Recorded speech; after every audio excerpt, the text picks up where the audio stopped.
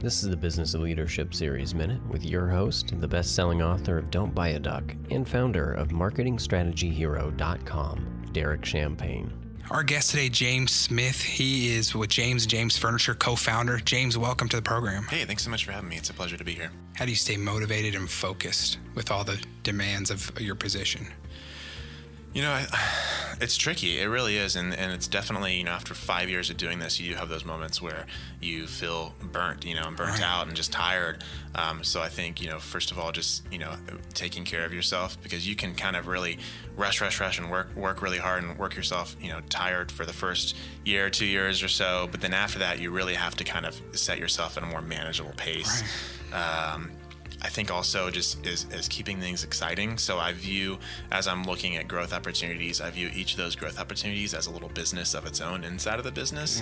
Because sometimes it's hard. A lot of people, the entrepreneurs that start businesses, they're excited about that entrepreneurial thing. And when it gets to the size where you're trying to manage people calling in sick and this and that, and just all the mundane things of running a business, that's not what entrepreneurs want to do, and so, but you have to do that. It's part of the job.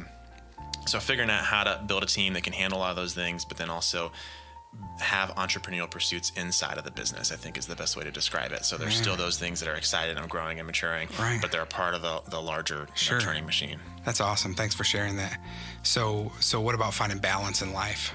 What do you do, or what do you recommend for finding a time to take a break without affecting the business, but also making you refresh and revitalized? I think it's just realizing that, I think a lot of entrepreneurs need to realize that they're not that important. If they really have systems set up and a really good team in place, we like to lie to ourselves and be like, well, if I left, everything would just go horribly wrong. And we use that as an excuse to not take care of ourselves and take the proper time. But in reality, everything will be just fine. If you have good organization, good systems in place, and good people, you can take those breaks. And I think it's great to take those breaks, because sometimes you feel trapped and I got to be here or things aren't going to go well. And then to say, the next 2 weeks, I'm turning my phone off and I'm going on vacation and spending time with my family, and to come back from that and say, oh, everything's running fine. You guys didn't didn't need me or whatever. Is really good. And it forces you also to set up those systems. We really view our business as we want to set it up so that we could clone it and franchise it and it would run just fine. We have no intent of ever doing that. But if we can do that, then it shows that our systems don't rely on, secret knowledge. They rely on, actual systems and you do this, you pull this report, whatever. And so just having things set up so that you don't have to worry about things there, but really just not believing that lie that, if you're not there, things aren't going to be. That's great. Because they're not. They're going to be fine.